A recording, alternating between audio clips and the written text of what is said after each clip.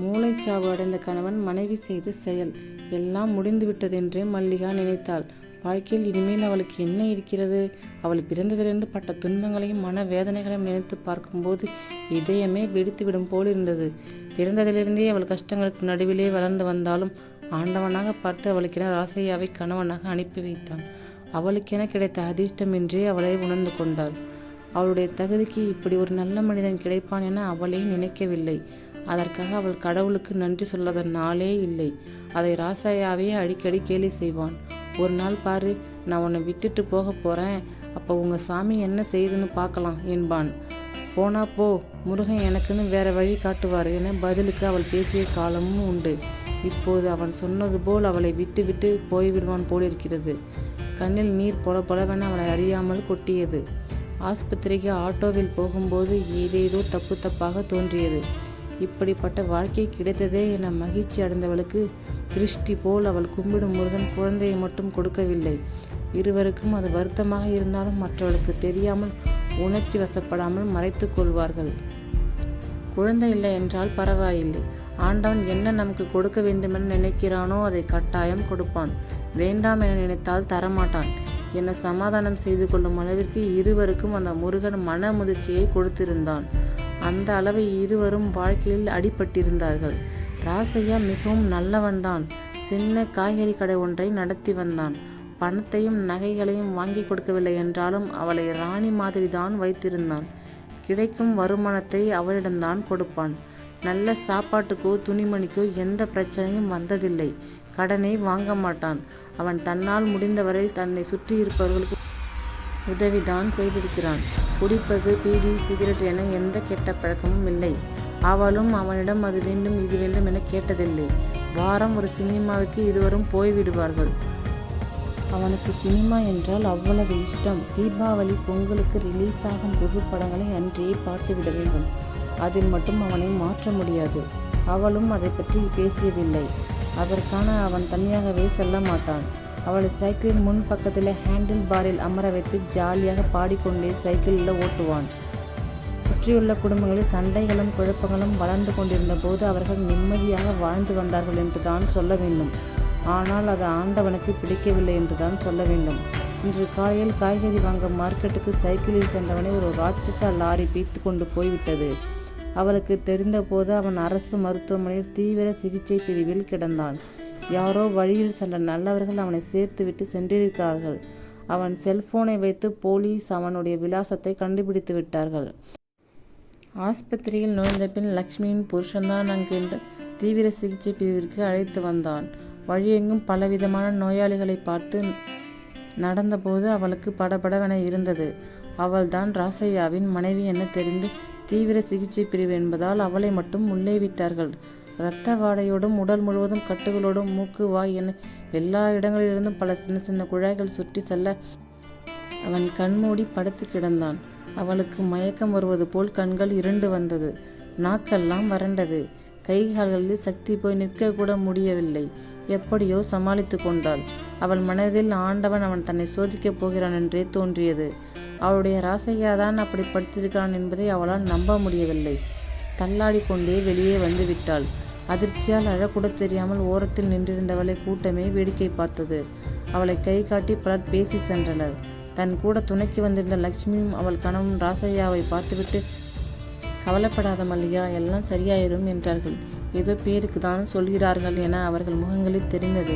மல்லிகா அதன் பின் 2 நாட்கள் அந்த மருத்துவமனையின் மூலையில் ஒட்டி கொண்டிருந்தாள். லக்ஷ்மி டீயும் இட்லியும் வாங்கி வந்து கொடுத்தாள். இட்லி ஒரு துண்டு கூட தொண்டையில் இறங்கவில்லை. அதன் பின் அப்போது டீ குடித்தாள். வீட்டிற்கே செல்லவில்லை, குளிக்கவில்லை. திடீரென டாக்டர் கூப்பிட்டு, உன் புருஷன் மூச்சிட்டாருமா, நீ எந்த பயமும் இல்லை என சொல்ல மாட்டார்களா என எதிர்பார்த்தாள். ஆனால் அப்படி எதுவும் நடக்கவில்லை. அவன் அசையக்கூட இல்லை. மூச்சு மட்டும் வந்து போய் கொண்டிருந்தது. 3வது நாள் பெரிய டாக்டர் கூப்பிடுவதாக சொல்லி அவரை பார்க்க தயங்கி நுழைந்தாள். உட்காருங்கம்மா என மிக மரியாதையாக சொன்னார். அவளும் பரவாயில்லைங்கய்யா என சொல்லி நின்று கொண்டே பேசினாள். அவர் ராசையா பற்றியும் அவன் தொழில் பற்றியும் அவள் குடும்பத்தை பற்றியும் விவரமாக கேட்டார். எதற்கு இப்படி கேட்கிறார் என பயம் வந்தது. பின் ஒரு நிமிஷம் அமைதியாக இருந்து அவள் கண்களை பார்த்தார். அவர் பார்வை பல அர்த்தங்களை சொன்னது. அவரும் பாருங்கம்மா அவருக்கு 2 ஆபரேஷன் பண்ணிட்டோம், எந்த முன்னேற்றமும் இல்லை என பீடிகை போட்டு பேசினார். அவளுக்கு புரிந்துவிட்டது. அவர் உட்காருங்கள் என்று சொன்னபோது வேண்டாம் என்றவள் அருகே இருந்த நாற்காலியில் தானே அமர்ந்து விட்டாள். அவருக்கு தலையில் அதுவும் மூளையில் நல்லா அடிபட்டிருக்கு என்று சொல்லி அவளை பார்த்தார். அவள் கண்களிலிருந்து கண்ணீர் கொட்டி கொண்டிருந்தது. அவரும் அவளை பார்த்து, அவர் மூளை சரி பண்ண முடியாத அளவுக்கு சேதமாயிருக்கு, நாங்களும் எவ்வளவோ போராடி பார்த்துட்டோம்மா, முடியலை, இனி ஒவ்வொரு பாகமாக வேலை பார்க்கறத நிறுத்திடும், இப்பவும் பேருக்கு தான் உயிர் இருக்கு, முக்கியமான குழையை எடுத்துட்டோன்னா உயிர் போயிடும் என்று முடித்தார். அவன் அவளை விட்டு போய் கொண்டிருந்தான் என்பதை புரிந்துவிட்டது. அவளுக்கு தெரியாமல் அழுகி பீரிட்டு கொண்டு சத்தமாக அழ ஆரம்பித்தாள். கதறி அழுதாள்.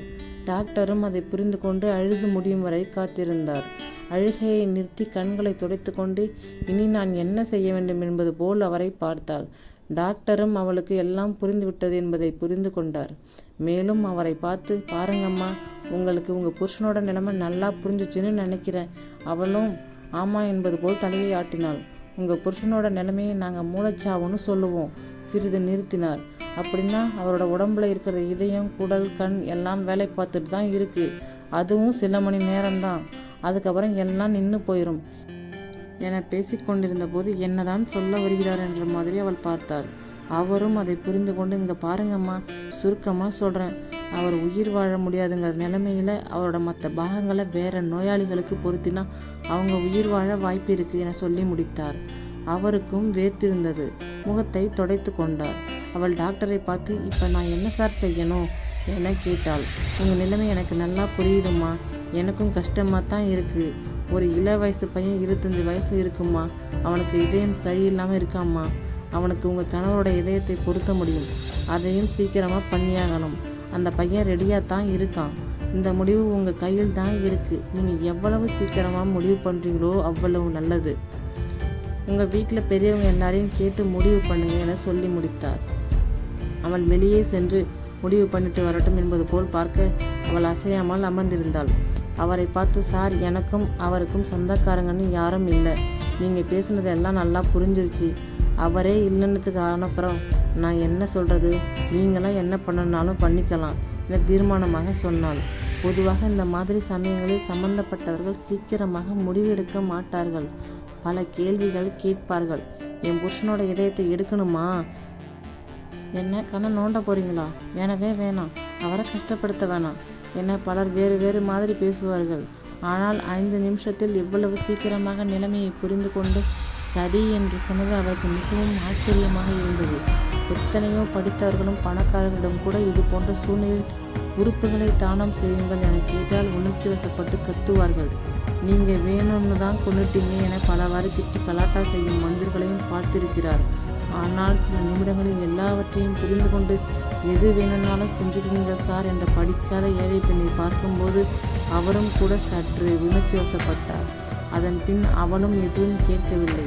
ஏதேதோ காகிதங்களில் கையெழுத்து வாங்கினார்கள்.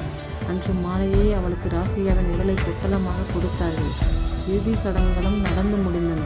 அவளுக்கு வாழ்க்கையே கனவு மாதிரி இருந்தது. 2 நாட்களில் சமாளித்து கொண்டு கடையை நடத்த ஆரம்பித்தாள். 1 வாரம் போனது. ஒரு நாள் காலை அவள் கடைக்கு முன் பெரிய கார் வந்து நின்றது. அதிலிருந்து பணக்கார அந்தஸ்தில் வடநாட்டு சேட்டு போல வயதானவர் ஒருவர் இறங்கினார். கூடவே இன்னொரு மனிதரும் இருந்தார். அவளை பார்த்து வணங்கினார்.